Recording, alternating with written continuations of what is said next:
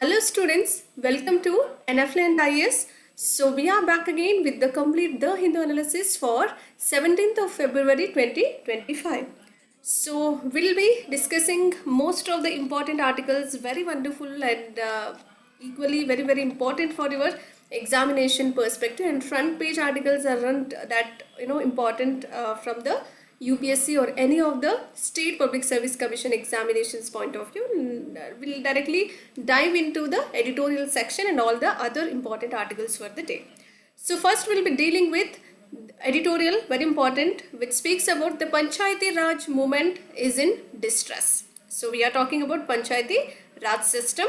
So the whole editorial speaks about panchayat raj system, panchayat raj ಚಳುವಳಿಯ ಒಂದು ಸಂಕಷ್ಟದಲ್ಲಿದೆ ಅಂತ ಹೇಳಲಾಗ್ತದೆ. It comes under polity and governance under general studies 2.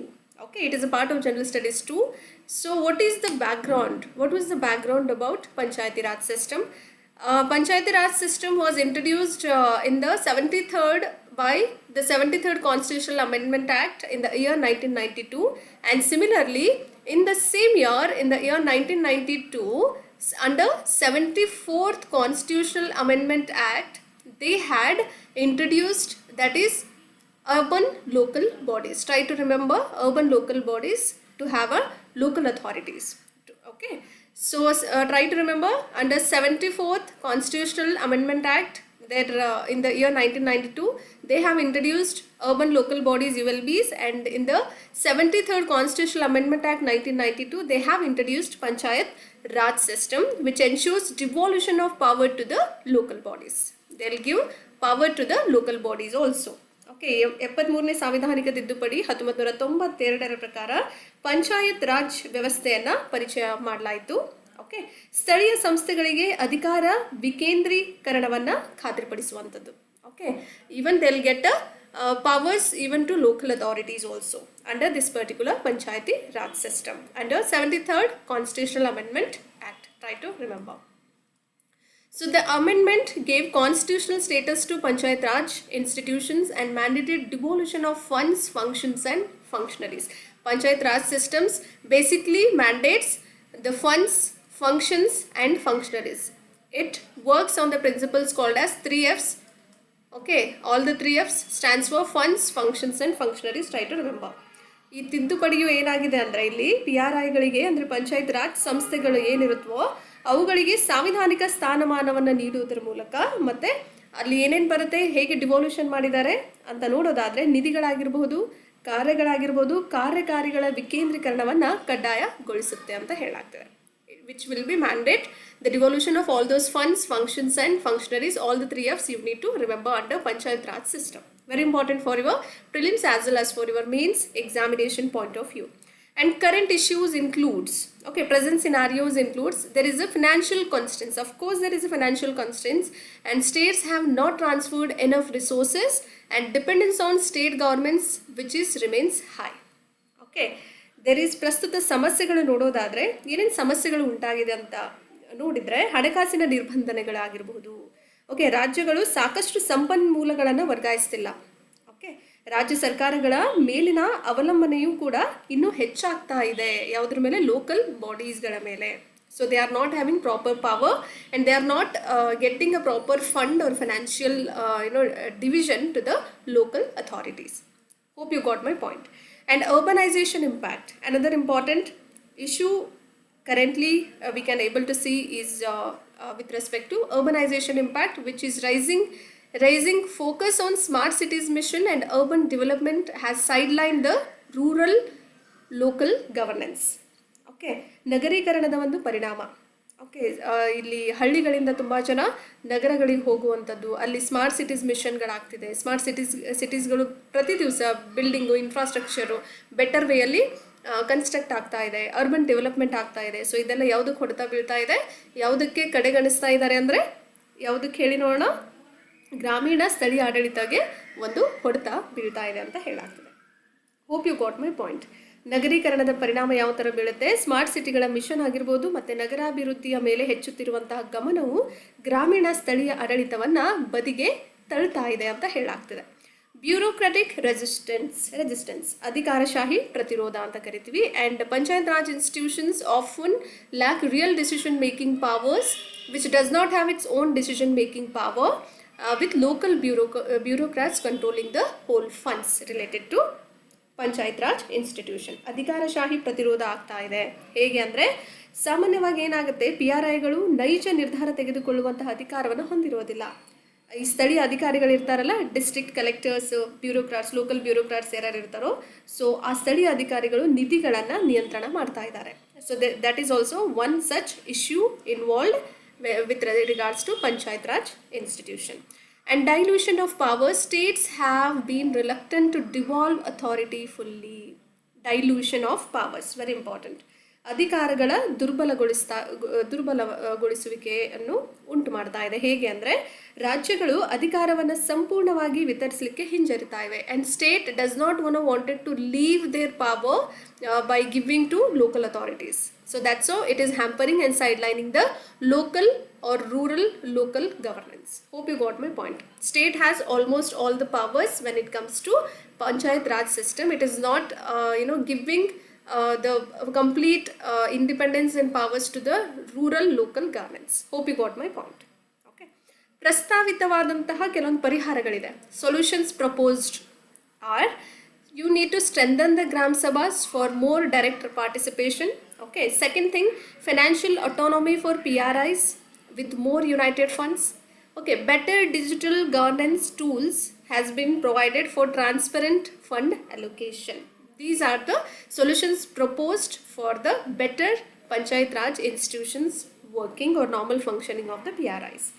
ಹೆಚ್ಚು ನೇರ ಭಾಗವಹಿಸುವಿಕೆಗಾಗಿ ಗ್ರಾಮ ಸಭೆಗಳನ್ನು ಬಲಪಡಿಸುವಂಥದ್ದು, ಮತ್ತು ಹೆಚ್ಚು ಯುನೈಟೆಡ್ ಫಂಡ್ಗಳು ಏನಿರುತ್ತೋ ಅವುಗಳೊಂದಿಗೆ ಪಿ ಆರ್ ಐಗಳಿಗೆ ಹಣಕಾಸಿನ ಸ್ವಾಯತ್ತತೆಯನ್ನು ನೀಡುವುದರ ಮೂಲಕ, ಅದೇ ಥರ ಪಾರದರ್ಶಕ ನಿಧಿ ಹಂಚಿಕೆಗೋಸ್ಕರ ಉತ್ತಮವಾದಂತಹ ಒಂದು ಡಿಜಿಟಲ್ ಆಡಳಿತ ಸಾಧನಗಳನ್ನು ತರುವುದರ ಮೂಲಕ ನಾವು ಏನು ಮಾಡ್ಬೋದು, ಪಂಚಾಯತ್ ರಾಜ್ ಇನ್ಸ್ಟಿಟ್ಯೂಷನ್ಸನ್ನು ಬೆಟರ್ ಆಗಿ ಮೂವ್ ಮಾಡಬಹುದು ಅಂತ ಹೇಳಾಗ್ತದೆ.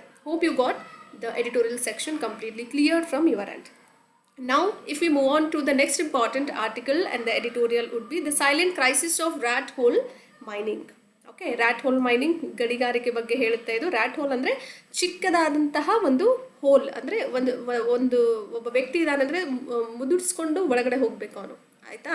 ಅಂದರೆ ನೀವು ಹೇಗಿರ್ತೀರೋ ಹಾಗಲ್ಲ, ಅಂದರೆ ನಿಮ್ಮನ್ನು ನೀವು ತುಂಬ ಚಿಕ್ಕದಾಗಿ ಮಾಡಿಕೊಂಡು ಆ ಒಂದು ಸ್ಪೇಸಲ್ಲಿ ನಿಮ್ಮನ್ನು ನೀವು ಅಡ್ಜಸ್ಟ್ ಮಾಡ್ಕೊಂಡು ಹೋಗುವಂಥದ್ದನ್ನ rat hole ಅಂತ ಕರೆಯಲಾಗುತ್ತೆ, which is very small. It is sort of like this mining has been done in such a way that only one person can get into that particular space. Okay, one person can fit. So that's how we call that as rat hole. So it comes under environment and ecology under GS3, ಪರಿಸರ ಮತ್ತು ಪರಿಸರ ವಿಜ್ಞಾನ under general studies 3ರ ಭಾಗವಾಗಿ ಕಾಣ್ತೀವಿ. What is rat hole mining? What does this rat hole mining speaks and defines? Which is a primitive mining method where narrow tunnel, which is very narrow tunnel, are dug into a coal seams. Try to remember. ಕಿರಿದಾದ ಸುರಂಗವಾಗಿರುತ್ತೆ ಇದು. ಇಲ್ಲಿ ಕಲ್ಲಿದ್ದಲು ಸ್ತರಗಳಲ್ಲಿ ಅಗೆಯುವಂತಹ ಒಂದು ಪ್ರಾಚೀನ ಗಣಿಗಾರಿಕೆಯ ವಿಧಾನವಾಗಿ rat hole ಮೈನಿಂಗನ್ನು ಅಥವಾ rat hole ಗಣಿಗಾರಿಕೆಯನ್ನು ಕಾಣ್ತೀವಿ ಅಂತ ಹೇಳಾಗ್ತದೆ, ಮೈನಿಂಗ್ ಅಂತ ಕರಿತೀವಿ. And which has been banned in India by national green tribunal in the year 2014, but it's still continuing in the regions. Illegally they are continuing in the regions of Meghalaya and Assam. Try to remember, which has been banned by National Green Tribunal in India in the year 2014, but it's still illegally continuing in the regions, northeastern region, especially in Meghalaya and all the other such regions called Assam also. Okay, NGT 2014ರಿಂದ ಭಾರತದಲ್ಲಿ ಇದರ ಸಂಪೂರ್ಣ ನಿಷೇಧವನ್ನು ಮಾಡಲಾಗಿತ್ತು. ಆದರೂ ಕೂಡ ಮೇಘಾಲಯದಲ್ಲಿ ಕಾನೂನು ಬಾಹಿರವಾಗಿ ಮುಂದುವರಿಸ್ತಾ ಇದ್ದಾರೆ ಅಂತ ಹೇಳಾಗ್ತದೆ. Meghalaya is one such state and even Assam is also a part of it. And issues associated would be, ಸಂಬಂಧಿಸಿದ ಸಮಸ್ಯೆಗಳು ಏನೇನಿರ್ಬೋದು, environmental degradation, it will do soil erosion. If you start doing all this rat hole mining, it will erode the soil and water will get polluted. And another such important issue would be humanitarian crisis. Let us say frequent mine collapses, the killing workers. Let us say if the person is sitting in that particular a narrow tunnel. Okay, this is a narrow tunnel. Inside it one person is sitting, or he himself doing some work under this particular mining area. But all of a sudden, if it collapses this particular region, then what happens? That person will automatically die inside that space itself. Hope you got my point. This crisis has happened in the last the Hindu analysis also. I had covered this article, I remembered, but when I really could not able to recall the date, but we had covered this. And third would be regulatory failure. Even though they have made a ban, but still there is a weak enforcement despite having a strict regulations done by the NGT in the year 2014. They were illegally continuing the same thing back to back in the regions called as Meghalaya and Assam. Hope you got my point. ಒಂದು ಪರಿಸರದ ಅವನತಿ ಉಂಟಾಗುತ್ತೆ ಈ ಥರ mining ಗಣಿಗಾರಿಕೆ ಮಾಡ್ತಾ ಹೋದಾಗ. ಒಂದು ಮಣ್ಣಿನ ಸವಕಳಿ ಉಂಟಾಗೋದು, ಜಲಮಾಲಿನ್ಯ ಅಥವಾ ಮಣ್ಣಿನ ಸವೆತನ ಅಂತ ಕರಿತೀವಿ, ಜಲಮಾಲಿನ್ಯ ಉಂಟು ಮಾಡುತ್ತೆ. ಇನ್ನೊಂದು ಮಾನವೀಯ ಬಿಕ್ಕಟ್ಟು ಉಂಟಾಗುವಂಥದ್ದು. ಪದೇ ಪದೇ ಗಣಿಗಳು ಕುಸಿದು ಬಿದ್ದಾಗ ಕಾರ್ಮಿಕರು, ಅಲ್ಲಿ ಕೆಲಸ ಮಾಡ್ತಿರುವಂತಹ ಕಾರ್ಮಿಕರೆಲ್ಲ ಸಾವನ್ನಪ್ಪುವಂಥ ಸಾಧ್ಯತೆಗಳಿರುತ್ತೆ. ರೆಗ್ಯುಲೇಟರಿ ಫೇಲ್ಯೂರ್, ನಿಯಂತ್ರಕವಾದಂತಹ ವೈಫಲ್ಯಗಳು ಉಂಟಾಗ್ತಾ ಇದೆ. ಕಟ್ಟುನಿಟ್ಟಾದ ಒಂದು ನ್ಯಾಷನಲ್ ಗ್ರೀನ್ ಟ್ರಿಬ್ಯುನಲ್ ಇವರು NGT ಅವರ ಆದೇಶಗಳ ಹೊರತಾಗಿಯೂ ಕೂಡ ಇದನ್ನು ದುರ್ಬಲವಾಗಿ, ಅಂದರೆ ಕಾನೂನು ಬಾಹಿರವಾಗಿ ಇನ್ನೂ ಮುಂದುವರಿಸ್ತಾ ಇದ್ದಾರೆ ಅಂತ ಹೇಳಾಗ್ತದೆ. Despite of having NGT orders and regulations, they keep continuing the same thing they are doing illegally in the regions called as Meghalaya and Assam also.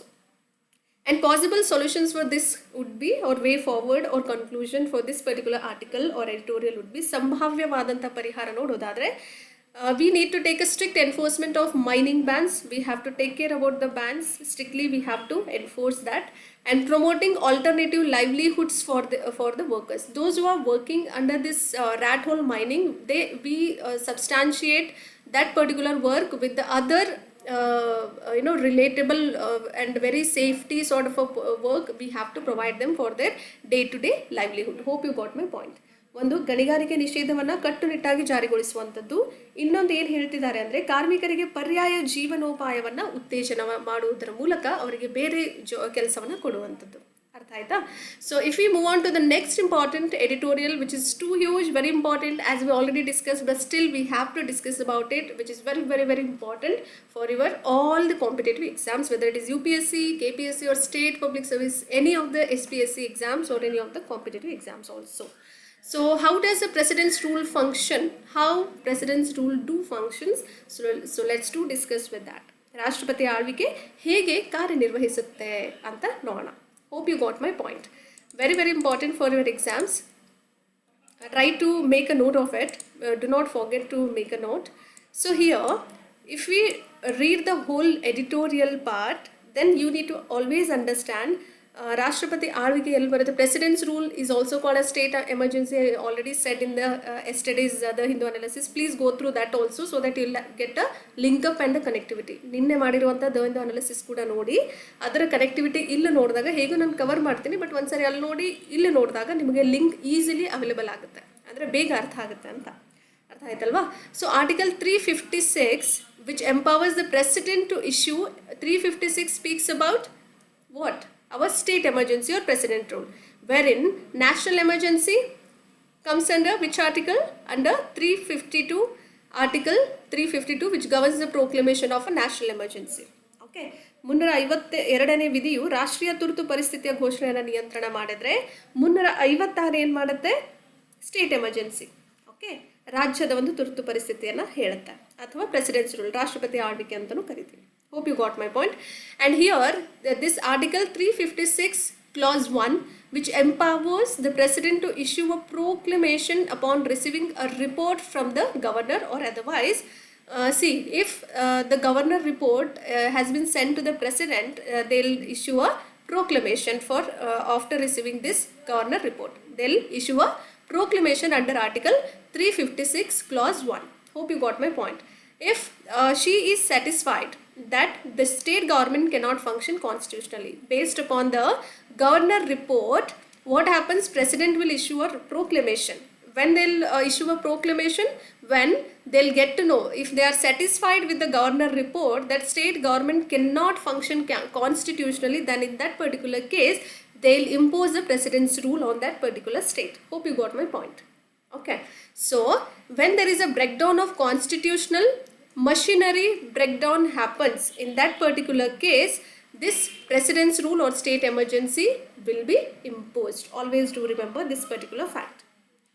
ಏನು ಮಾಡ್ತಾರೆ, ಅನುಚ್ಛೇದ 356 ಕ್ಲಾಸ್ 1ರಲ್ಲಿ ರಾಜ್ಯಪಾಲರಿಂದ ವರದಿಯನ್ನು ಸ್ವೀಕರಿಸಿದ ನಂತರ ಏನು ಮಾಡಲಾಗುತ್ತೆ, ಅಥವಾ ರಾಜ್ಯ ಸರ್ಕಾರವು ಏನು ಮಾಡುತ್ತೆ, ಸಾಂವಿಧಾನಿಕವಾಗಿ ಕಾರ್ಯನಿರ್ವಹಿಸಲಿಕ್ಕೆ ಸಾಧ್ಯವಿಲ್ಲ ಅಂತ ಗೊತ್ತಾದಾಗ ಅವಾಗ ಏನು ಮಾಡ್ತಾರೆ, ನಮ್ಮ ಅಧ್ಯಕ್ಷರು ಏನಾಗಿರ್ತಾರೆ ರಾಷ್ಟ್ರಪತಿಗಳು, ಅವರು ಪ್ರೋಕ್ಲೇಮೇಷನ್ನ ಏನು ಮಾಡ್ತಾರೆ, ಘೋಷಣೆಯನ್ನು ಹೊರಡಿಸ್ತಾರೆ. ಓಕೆ, ಅಂದರೆ ಅವರು ತೃಪ್ತರಾದರೆ ಗವರ್ನರ್ ಅವರು ಅಥವಾ ರಾಜ್ಯಪಾಲರು ಏನೇ ವರದಿಯನ್ನು ಕಳಿಸಿರ್ತಾರೋ ಅವರ ವರದಿಯನ್ನು ಸ್ವೀಕರಿಸಿದ ನಂತರ ರಾಷ್ಟ್ರಪತಿಯವರು ತೃಪ್ತರಾಗಿದ್ದರೆ ಆವಾಗ ಏನು ಮಾಡ್ತಾರೆ, ರಾಜ್ಯ ತುರ್ತು ಪರಿಸ್ಥಿತಿಯನ್ನು ಹೊರಡಿಸ್ತಾರೆ. ಓಕೆ, ಆ ಒಂದು ಅಧಿಕಾರ ಇರೋದು ಯಾರಿಗೆ, ರಾಷ್ಟ್ರಪತಿಗಳಿಗೆ.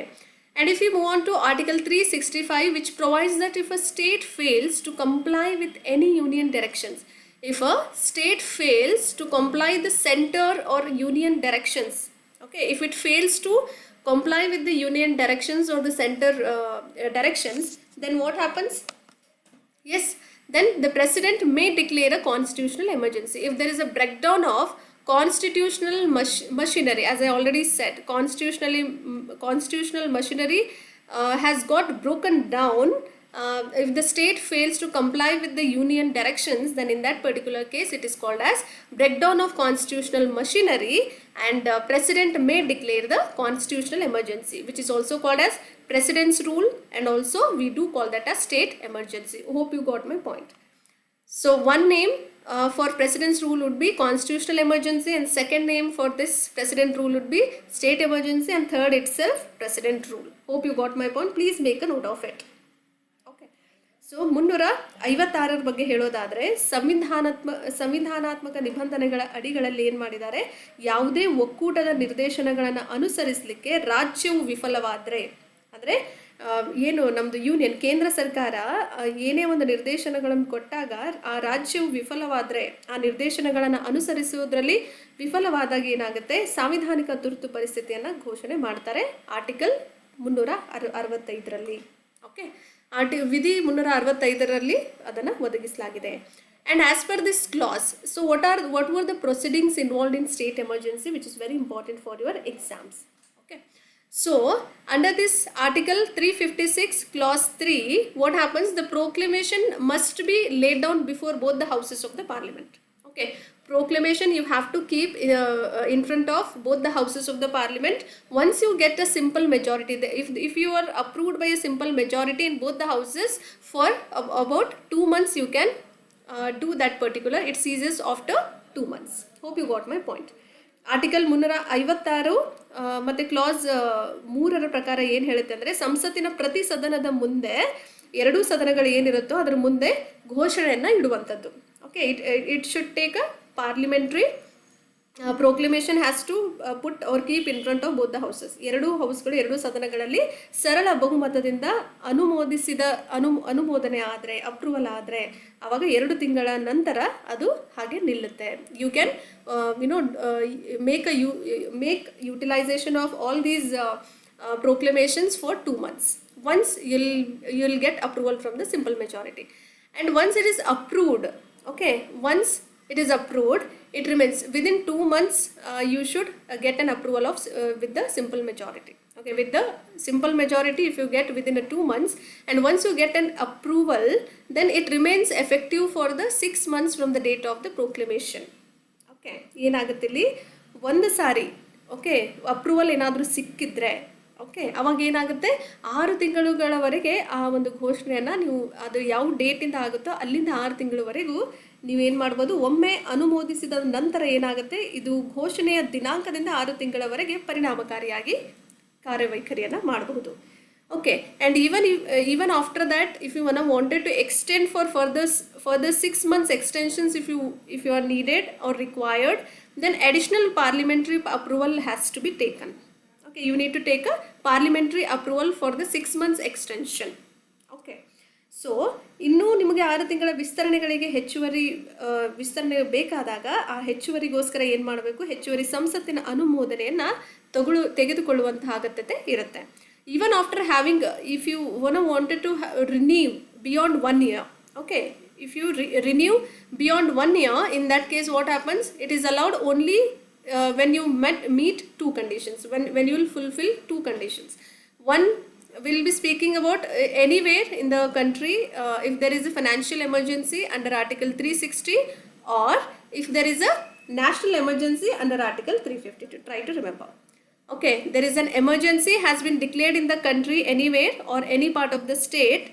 This is one condition you need to fulfill. Apart from that, if the election commission certifies that president's rule is necessary due to, if election commission certifies that president rule is necessary due to difficulties followed or difficulties they can find out in the respective states conducting any sort of elections, in that particular case president's rule or state emergency or constitutional emergency will be imposed by the president. Hope you got my point. Okay, ಒಂದು ಏನಾಗುತ್ತೆ, ಒಂದು ವರ್ಷಕ್ಕಿಂತ ಹೆಚ್ಚಿನ ನವೀಕರಣ ಬೇಕಾದರೆ, okay, ಅನುಮತಿ ಬೇಕಿದ್ದರೆ ದೇಶದಲ್ಲಿ ಅಥವಾ ರಾಜ್ಯದ ಯಾವುದೇ ಭಾಗದಲ್ಲಿ ತುರ್ತು ಪರಿಸ್ಥಿತಿಯನ್ನು ಘೋಷಣೆ ಆದಾಗ ಅವಾಗ ನೀವು ಇಂಪೋಸ್ ಮಾಡ್ಬೋದು ಪ್ರೆಸಿಡೆಂಟ್ ರೂಲ್ನ. ಇಲ್ಲ ಅಂದರೆ ಚುನಾವಣಾ ಆಯೋಗವು ರಾಷ್ಟ್ರಪತಿ ಆಳ್ವಿಕೆಯನ್ನು ದೃಢೀಕರಿಸಿದಾಗ, ಒಂದು ಕೆಲವೊಂದು ತೊಂದರೆಗಳ ಕಾರಣ ರಾಜ್ಯ ಚುನಾವಣೆಗಳು ನಡೆಸಲಿಕ್ಕೆ ಆಗೋದಿಲ್ಲ, ಓಕೆ, ನಡೆಸುವುದು, ಅಂಥ ಸಮಯದಲ್ಲೂ ಕೂಡ ನೀವು ಪ್ರೆಸಿಡೆಂಟ್ ರೂಲ್ನ ಇಂಪೋಸ್ ಮಾಡಬಹುದು. Maximum you can proclaim for you cannot exceed more than 3 years, and after that president should revoke. Try to remember. ಇದು 3 ವರ್ಷಗಳಿಗಿಂತ ಹೆಚ್ಚು ಕಾಲ ಪರಿಣಾಮಕಾರಿಯಾಗಿ ಉಳಿಯಲಿಕ್ಕೆ ಸಾಧ್ಯವಿಲ್ಲ.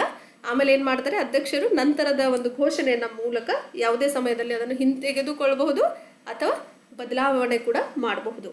Okay, as we discuss 352 speaks about national emergency, and as we said, state emergency has a 2 months of its period. Okay, so but wherein we'll be discussing all together here.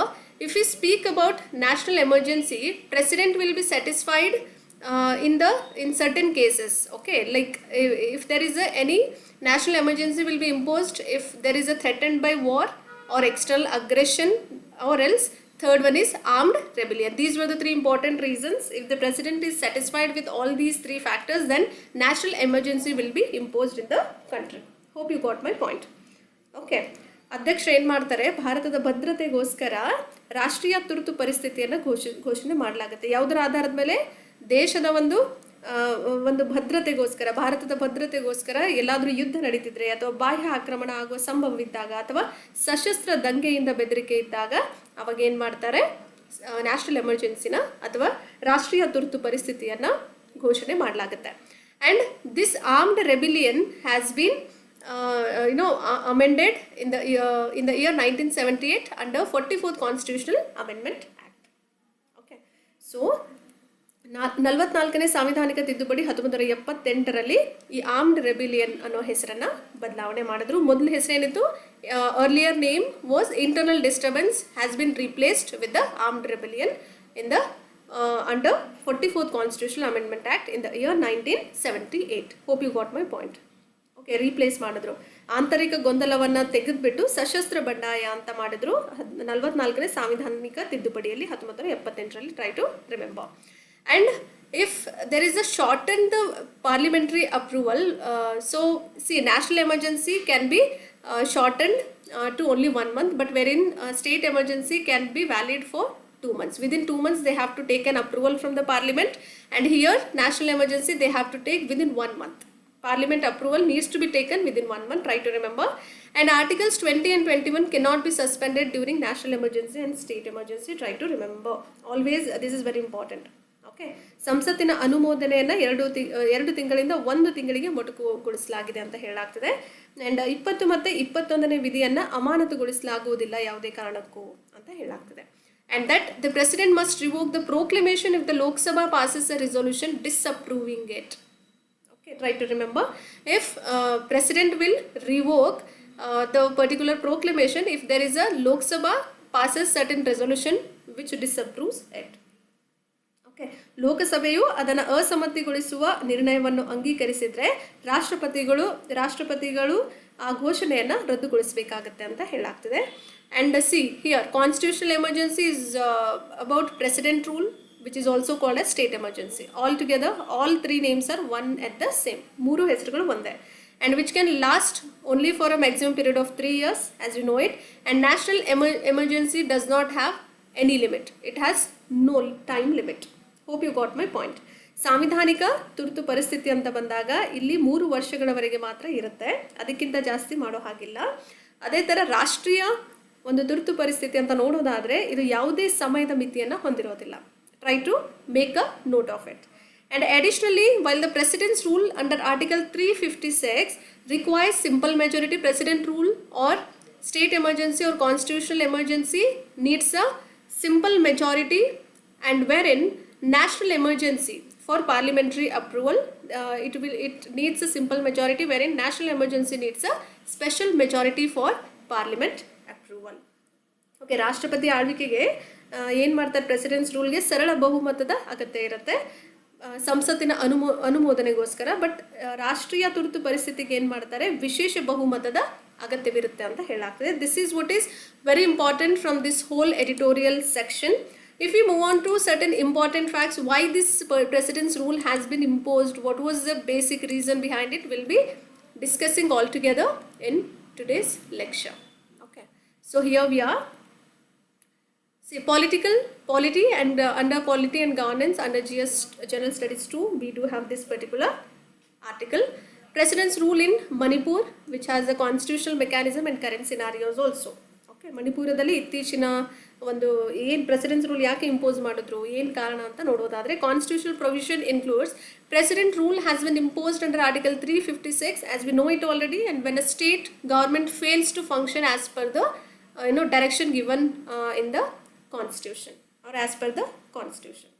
Okay, ಇಲ್ಲಿ ಏನು ಮಾಡ್ತಿದ್ದಾರೆ ಅಂದರೆ, ಮಣಿಪುರದಲ್ಲಿ ರಾಷ್ಟ್ರಪತಿಯ ಆಳ್ವಿಕೆ ಯಾವ ಥರ ಇದೆ, ಸಾಂವಿಧಾನಿಕ ಕಾರ್ಯವಿಧಾನ ಹೇಗೆ, ಮತ್ತು ಪ್ರಸ್ತುತವಾಗಿ ಏನೇನು ಸಾಂವಿಧಾನಿಕ ನಿಬಂಧನೆಗಳಿದೆ ಅಂತ ನೋಡೋಣ.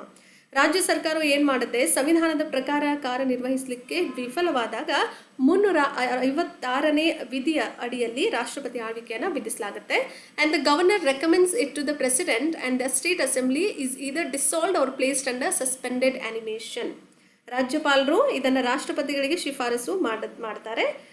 ಆಮೇಲೆ ವಿಧಾನಸಭೆ ಅಂತ ಬಂದಾಗ, ಓಕೆ, ರಾಜ್ಯ ವಿಧಾನಸಭೆಗಳಲ್ಲಿ ಏನು ಮಾಡ್ತಾರೆ, ಇದನ್ನು ಅಂದರೆ either it will dissolve or it dissolve ಅಂದರೆ ಅದನ್ನು ಬಿಟ್ಟು ಬಿಡುವಂಥದ್ದು, or placed under suspended animation.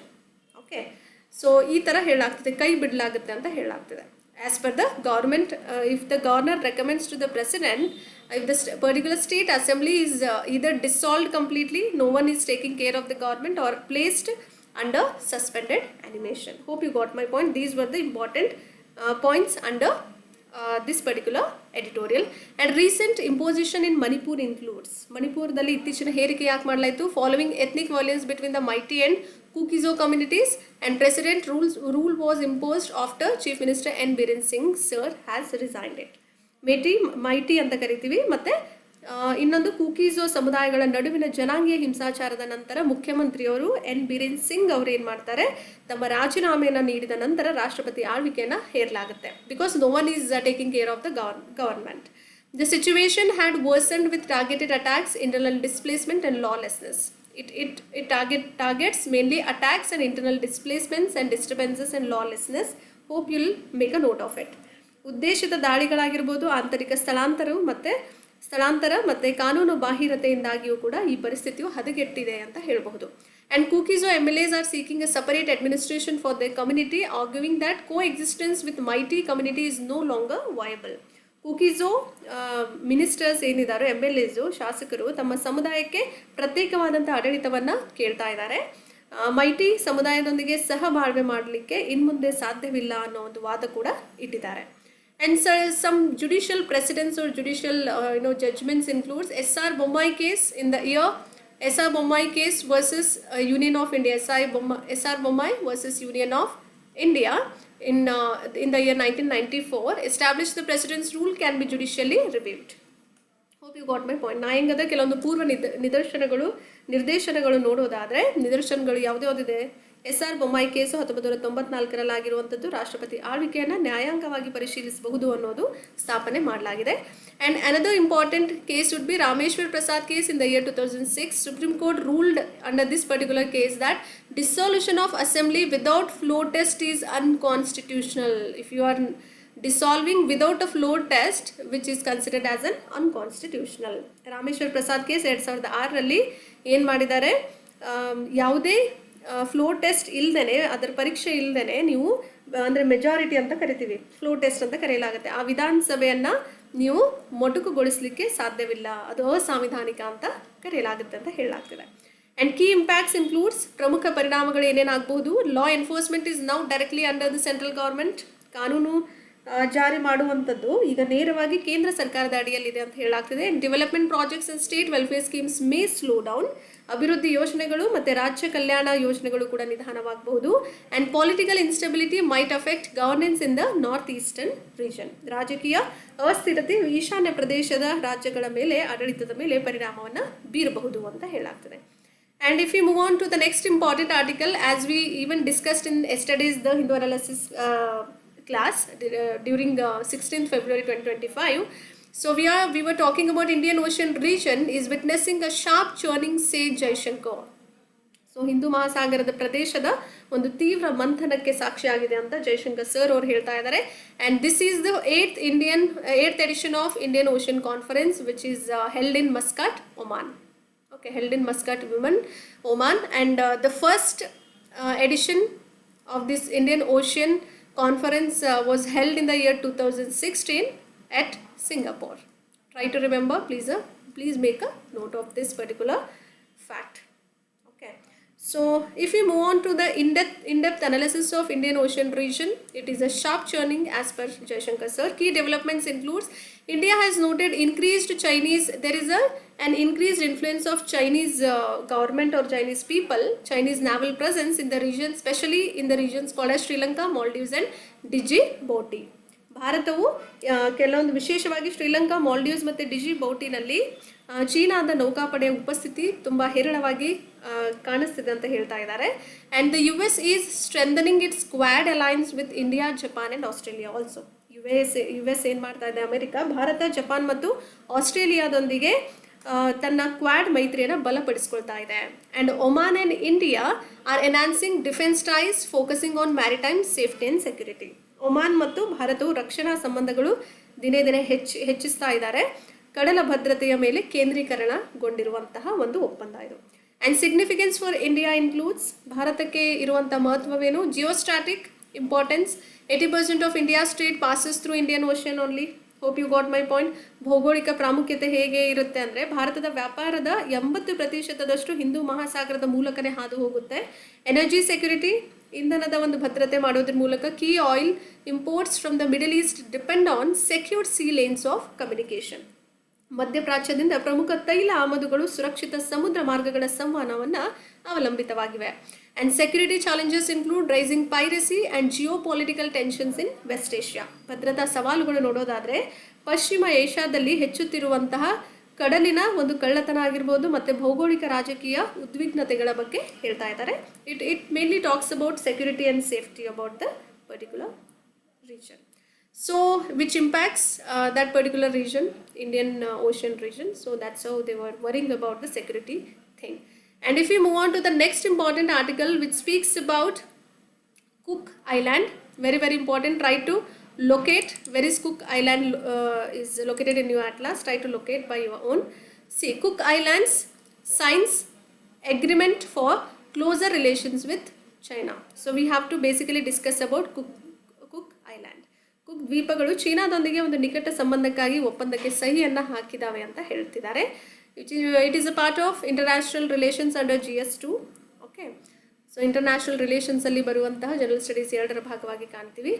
About Cook Islands, this is very important. Cook ದ್ವೀಪಗಳ ಬಗ್ಗೆ ಹೇಳೋದಾದರೆ, it is a small island nation in the Pacific Ocean. Around the population is of only 17,000 people were staying in this particular island nation. Try to remember, it is a small island nation in the Pacific region. ಪೆಸಿಫಿಕ್ನಲ್ಲಿರುವಂಥ ಒಂದು ಸಣ್ಣ ದ್ವೀಪ ಇರುವಂಥ ಒಂದು ರಾಷ್ಟ್ರ ಅಂತಲೇ ಹೇಳ್ಬೋದು. And it is self governing, but it is free. It has a free association with the New Zealand, and New Zealand will manage this cook islands foreign affairs related things and defence also. all these foreign affairs defense will be maintained and controlled by New Zealand as it has a free association with the New Zealand. Try to remember, ಸ್ವ ಆಡಳಿತ ಇದ್ದರೂ ಕೂಡ ವಿದೇಶಾಂಗ ವ್ಯವಹಾರಗಳು ಮತ್ತು ರಕ್ಷಣೆಯನ್ನು ಅಂದರೆ ರಕ್ಷಣೆ ಮತ್ತು ಈ ಒಂದು ವಿದೇಶಾಂಗ ವ್ಯವಹಾರಗಳು ಮುಕ್ತ ಸಹಯೋಗದಲ್ಲಿ ಯಾರು ನಿರ್ವಹಿಸ್ತಿದ್ದಾರೆ, ನ್ಯೂಜಿಲೆಂಡ್ ಅವರು. Okay, and details of this particular agreement includes the strategic partnership. It is a strategic partnership with China. It will expand trade, infrastructure projects and diplomatic relations. Try to remember, it is a strategic partnership with China which will expand trade, infrastructure projects and diplomatic relations. ಚೀನಾದೊಂದಿಗೆ ಕಾರ್ಯತಂತ್ರದ ಪಾಲುದಾರಿಕೆಯು ಹೊಂದಿರುವುದರ ಮೂಲಕ ಏನು ಮಾಡ್ತಾ ಇದ್ದಾರೆ, ವ್ಯಾಪಾರ ಮೂಲಸೌಕರ್ಯ ಯೋಜನೆಗಳು, ರಾಜತಾಂತ್ರಿಕ ಸಂಬಂಧಗಳನ್ನು ವಿಸ್ತರಿಸ್ತಾ ಇದ್ದಾರೆ. And China has been expanding its influence in the Pacific, signing similar deals with Solomon Islands and Kiribati also. Try to locate in your atlas. China ಪೆಸಿಫಿಕ್ನಲ್ಲಿರುವಂತಹ ತನ್ನ ಪ್ರಭಾವವನ್ನು ವಿಸ್ತರಿಸ್ತಾ ಇದೆ. Okay, China is expanding influence towards Pacific Ocean also. ಅದ್ರ ಜೊತೆಲಿ ಏನು ಮಾಡ್ತಾ ಇದ್ದಾರೆ, ಈ ದ್ವೀಪಗಳು, ಸೊಲೆಮನ್ ದ್ವೀಪಗಳಾಗಿರ್ಬೋದು, ಕಿರಿಬಾಟಿಯೊಂದಿಗೆ ಇದೇ ರೀತಿಯ ಒಪ್ಪಂದಗಳಿಗೂ ಕೂಡ ಸಹಿ ಹಾಕ್ತಾ ಇದ್ದಾರೆ. ಯಾರು? ಚೈನಾ ಅವರು.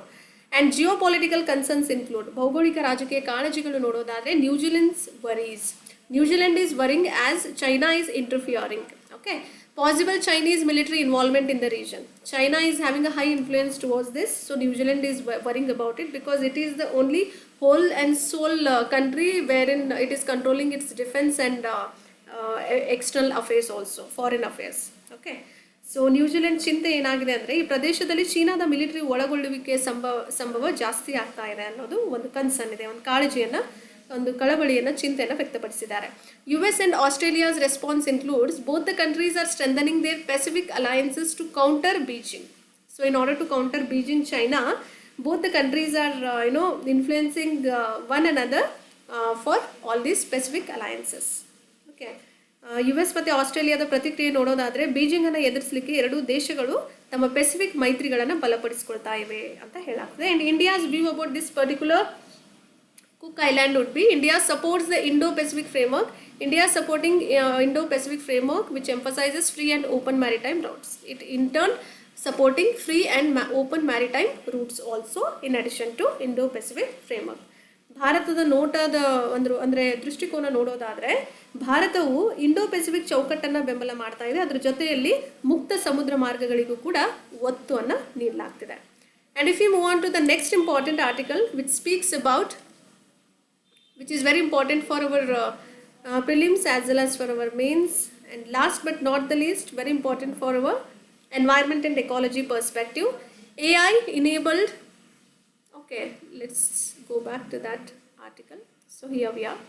So AI enabled cameras in Simlipal Tiger Reserve send poaching plummeting. So we need to focus mainly upon Simlipal Tiger Reserve. Where it is located, try to give your answers in the comment section below. If you know it, please try to give your answers. Okay, here we are. So it comes under environment and ecology under GS3. ಪರಿಸರ ಮತ್ತು ಪರಿಸರ ವಿಜ್ಞಾನದ general studies 3ರ ಭಾಗವಾಗಿ ಈ ಒಂದು ಆರ್ಟಿಕಲನ್ನು ಓದ್ತಾ ಇದ್ದೀವಿ. So here if we speak about Simlipal tiger reserve which is located in Odisha. ಎಲ್ಲಿದೆ ಈ ಟೈಗರ್ ರಿಸರ್ವ್? ಒಡಿಸ್ಸಾಲಿ ಲೊಕೇಟ್ ಆಗಿದೆ. And it is a major wildlife sanctuary facing poaching threats. Okay, poaching ಅಂದರೆ ಅಲ್ಲಿ ಒಂದು ಕೆಲವೊಂದು ಥ್ರೆಟ್ಸ್, ಬೆದರಿಕೆ ಇರೋದ್ರಿಂದ ವೈಲ್ಡ್ ಲೈಫ್ ಸ್ಯಾಂಚುರೀಸ್ಗಳಿಗೆ ಒಂದು ಪೋಚಿಂಗ್ ಆಗುವಂಥ ಸಾಧ್ಯತೆಗಳಿದೆ ಅಂತ ಹೇಳಾಗ್ತಿದೆ. And use of AI powered cameras has reduced illegal hunting, ಅಂದರೆ ಬೇಟೆ ಆಡುವಂಥದ್ದು, ಅಲ್ಲಿ ಇರುವಂಥ ಪ್ರಾಣಿಗಳ ಮೇಲೆ ಇಲ್ಲೀಗಲ್ ಆಗಿ ಬೇಟೆ ಆಡುವಂಥದ್ದು, ಅವುಗಳನ್ನು ಬೇಟೆಯಾಡಿ ತೊಗೊಂಡು ಹೋಗುವಂಥ ಕಾರ್ಯವೈಖರಿಗಳು ನಡೀತಾ ಇರೋದ್ರಿಂದ AI enabled ಕ್ಯಾಮ್ರಾಸನ್ನು ಫಿಕ್ಸ್ ಮಾಡಲಾಗಿದೆ in the Simlipal tiger reserve. Hope you got my point. Okay, a major wildlife sanctuary facing poaching threats, and after using all these AI powered cameras, it has deliberately reduced the illegal hunting in that particular region. Okay, ಕ್ಯಾಮ್ರಾಸ್ಗಳು fix ಆದಮೇಲೆ ಬೇಟೆಗಳು, ಅಂದರೆ ಅಕ್ರಮವಾಗಿ ಬೇಟೆಗಳು ಮಾಡ್ತಾ ಇದ್ರಲ್ಲ, ಕದ್ದು ಮುಚ್ಚಿ ಹೋಗಿ ಅದೆಲ್ಲ ಕಡಿಮೆ ಆಗ್ತಾ ಬರ್ತಿದೆ. And how AI, artificial intelligence, helps in conserving all these tigers in the specific tiger reserves. So automatic detection of human movement in restricted areas like national parks. Okay, so national parks and all these tiger reserves, these were comes under restricted areas. Here human movements has been recorded in this particular AI based cameras, so it will automatically detect the human movement in that particular areas. Hope you got my point. ಎಲ್ಲಿ ನಮ್ಮ ಜನರಿಗೆ ಅಡ್ಡಾಡಲಿಕ್ಕೆ ಒಂದು ಅವಕಾಶ ಇರಲ್ವೋ, restrict ಮಾಡಿರ್ತಾರೋ ಅಂಥ ಏರಿಯಾಸ್ಗಳಲ್ಲಿ, ಅದು tiger reserve ಆಗಿರ್ಬೋದು, national ಪಾರ್ಕ್ಸ್ಗಳಾಗಿರ್ಬೋದು, ಅಲ್ಲೆಲ್ಲ ರೆಸ್ಟ್ರಿಕ್ಟ್ ಮಾಡಲಾಗುತ್ತೆ. ಅಂಥ ಏರಿಯಲ್ಲಿ ಏನು ಮಾಡ್ತಾರೆ, ಆಟೋಮೆಟಿಕ್ ಡಿಟೆಕ್ಟ್ ಆಗುತ್ತೆ AI ಎನೇಬಲ್ಡ್ ಕ್ಯಾಮ್ರಾಸ್ಗಳು ಫಿಕ್ಸ್ ಮಾಡೋದ್ರಿಂದ. And real time alerts to forest officials also get an alerts, okay, on the spot. And data collection for wildlife behavior studies also. There is a data collection if something has happened based upon this documentary, they'll collect all those ಡೇಟಾವನ್ನು ಸಂಗ್ರಹ ಮಾಡಿಕೊಳ್ಳುವಂಥದ್ದು. And future prospects includes, ಮುಂದಿನ ದಾರಿ ನೋಡೋದಾದರೆ ಏನೇನು ಮಾಡ್ಬೋದು ನಾವು ಇನ್ನೂ ಚೆನ್ನಾಗಿ ಇದ್ರ ಬಗ್ಗೆ ಅಂತ ನೋಡಿದ್ರೆ, expansion to other tiger reserves just like in India, Sundarbans in West Bengal which is a great tiger reserve we do have in Sundarban, and Bandhavgarh in Madhya Pradesh.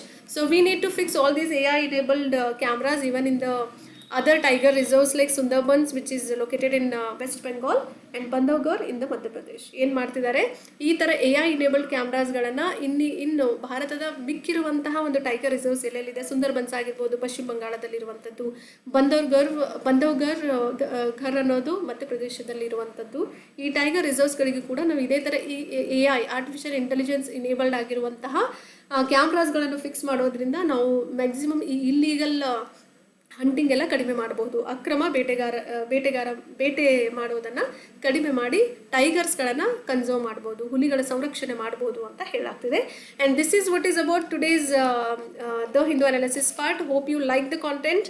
Please do like, share and subscribe and share it among your friends as well, and keep reading, keep loving us, keep sharing us, and stay tuned, and we'll meet up in the next substantial classes. And I hope you liked it. Please do share among your friends as well. Do not forget to like and press the button and press that bell icon button as well. So the whole system works upon your like, share and subscribe. So you'll do from your part. So thank you, and we'll meet up in tomorrow's class.